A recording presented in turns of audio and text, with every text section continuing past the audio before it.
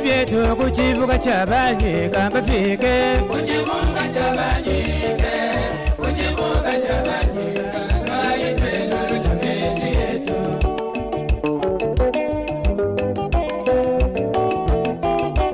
ku kibuga kwa kayanga mbokusomba mbafike. Tous les projets dans le Kasaï ont souffert parce qu'il y avait un type qu'on appelait ministre Kazadi. Et Kazadi a continué à bloquer le financement pour ses propres intérêts. Et lorsqu'il s'agit de payer la dette extérieure, là où il devait avoir ses pourcentages, Kazadi libérait le fonds.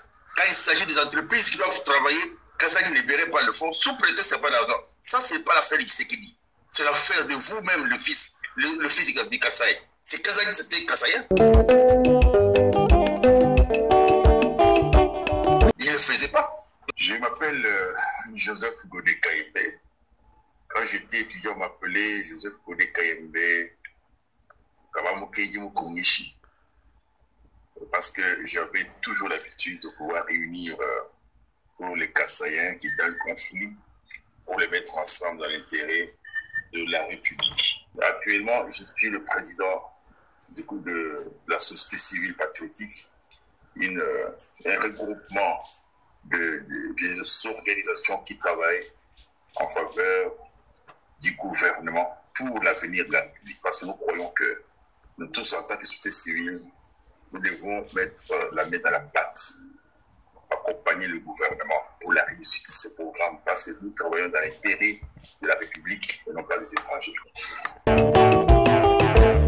Il y a un grand problème dans le Kasaï central. Du temps de Mobutu, on a connu les mêmes problèmes. Il y avait les Bakolé, les Longachibwe, il y avait des Chouaouka Chepache qui s'est disputé. Au lieu de s'accorder pour qu'on construise le chute Katende, les gens là se disputaient pour leurs propres intérêts. Aujourd'hui, quand on n'est pas éclairé à cause des disputes des leaders, aujourd'hui que le chef de l'État, un actif de Kasaï, prend les initiatives de développement, considérez et tenez bien, si Tshisekedi ne réussira pas à pouvoir électrifier la ville des Canada, pouvoir construire des infrastructures dans le Kasaï, considérez que ces provinces-là pourront demeurer éternellement pauvres. Aujourd'hui, il prend les initiatives de développement pendant qu'il est au pouvoir pour aider nos frères dans le Kasaï. D'abord, ce sont les Kassaïens qui détournent l'argent destiné au développement du Kasaï. Ce sont les Kassaïens qui s'organisent pour pouvoir détourner les grands projets prévus pour les Kasaï. Je pense que maintenant, là aussi, les chefs coutumiers qui sont concernés pour le développement, les routes ne sont pas praticables. Et les entreprises signent les conventions avec l'État congolais pour pouvoir développer le village, pour pouvoir construire les routes en faveur du développement de tous ces coins-là.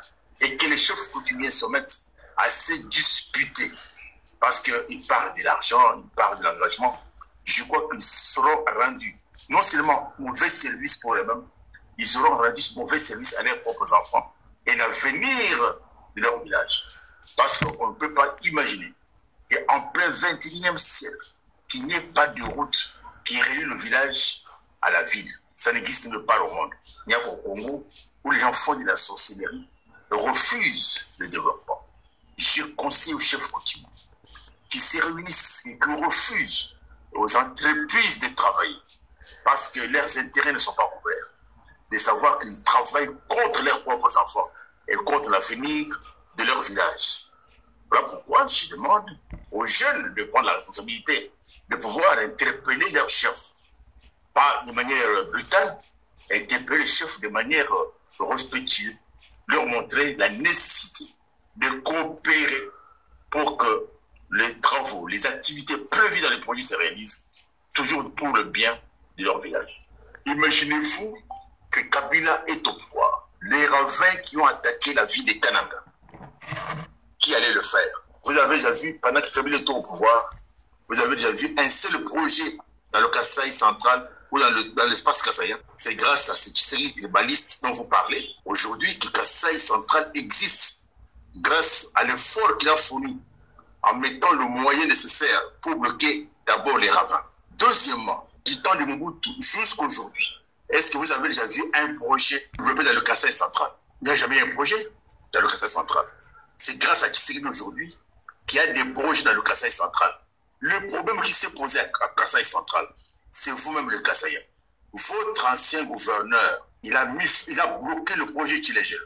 Le projet Tchilejelo qui finançait le Kasaï central et le Kasaï oriental, au Kasaï oriental, il continue à travailler normalement. Où est l'affaire de Tshisekedi dedans? Mais où est l'affaire de Tshisekedi? Est-ce que vous avez déjà vu avant Tshisekedi les initiatives de goudronner les réseaux routiers des Kanang? Vous avez déjà vu les initiatives de construire les écoles comme l'Athénée, comme il a fait, même l'université qu'on construit? Est-ce qu'en Boujmaï, vous avez déjà entendu qu'il y a une école aussi construite comme l'école, l'Athénée?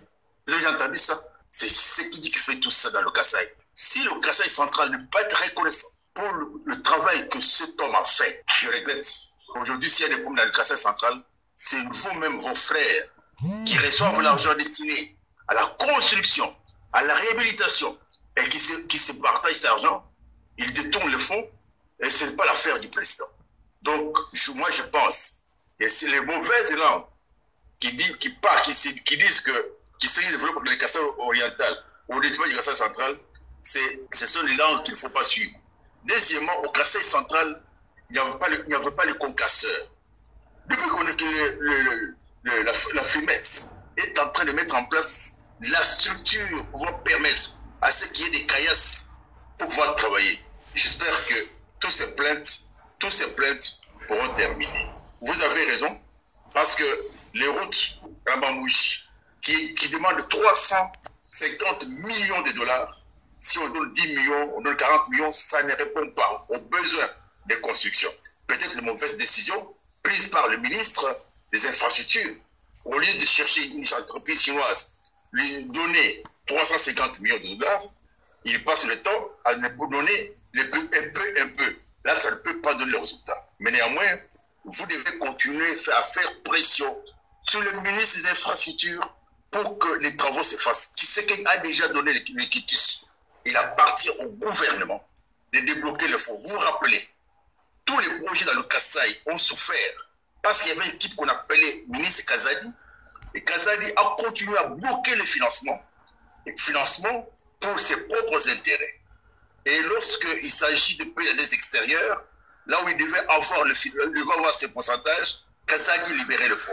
Quand il s'agit des entreprises qui doivent travailler, Kazadi ne libérait pas le fonds, sous prétexte que ce n'est pas d'argent. Ça, ce n'est pas l'affaire de Tshisekedi. C'est l'affaire de vous-même, le fils du Kasaï. C'est Kazadi, c'était Kasaïen. Il ne le faisait pas. Donc, il y a le problème de Tshisekedi. C'est quand il lève l'option en tant qu'autorité, il doit être accompagné par les hommes de bonne volonté pour la mise en œuvre de sa décision.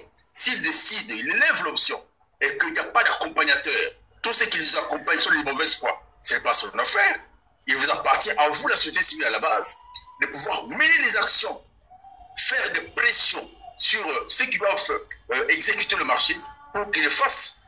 La société civile a été utilisée, les motards ont été utilisés dans le Kasaï central pour bloquer le projet de Tchilejelo. Mais il ne faut pas jouer ce jeu-là de politiciens. Il faut vous battre. Parce que si vous ne vous battez pas, d'ici quand Tshisekedi quitte le pouvoir, c'est votre malheur.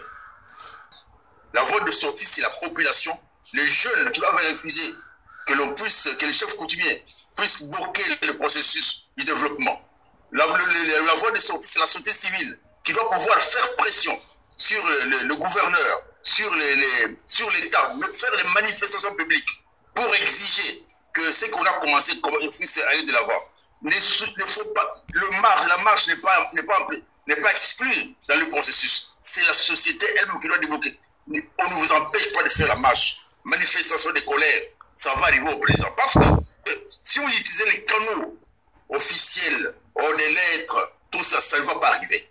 Quand vous faites une manifestation, le président sera informé le même jour. Qu'est-ce qui se passe à Kanam? Il aura l'information. Il faut le faire. C'est une façon de faire passer le message au chef. Le chef est à Kinshasa, il est tourné par les réseaux mafieux qui empêchent d'avoir l'information. Mais quand vous êtes mécontent, au lieu de raconter les histoires, où les gens racontent que Tshisekedi n'est pas le Kasaï, il faut manifester, montrer que telle chose ne marche pas. C'est bien, c'est la démocratie. En démocratie, la manifestation n'est pas une révolution. la manifestation de mécontentement, ce n'est pas une révolution. Au moment qu'on est mécontent, le président prend la disposition pour corriger.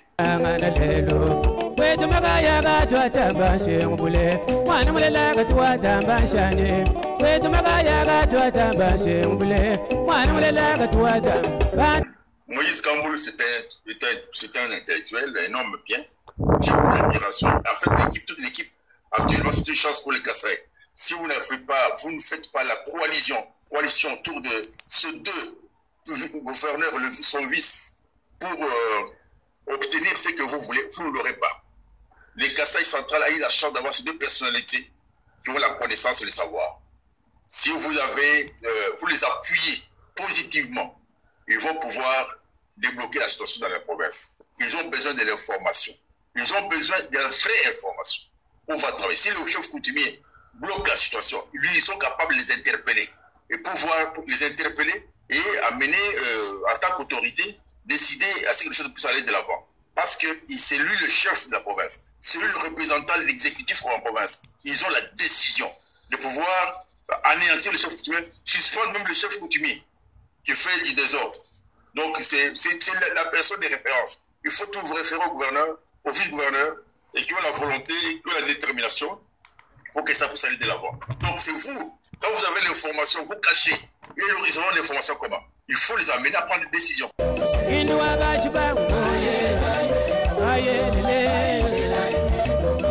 Les gens racontent des choses. Kazagui n'est pas...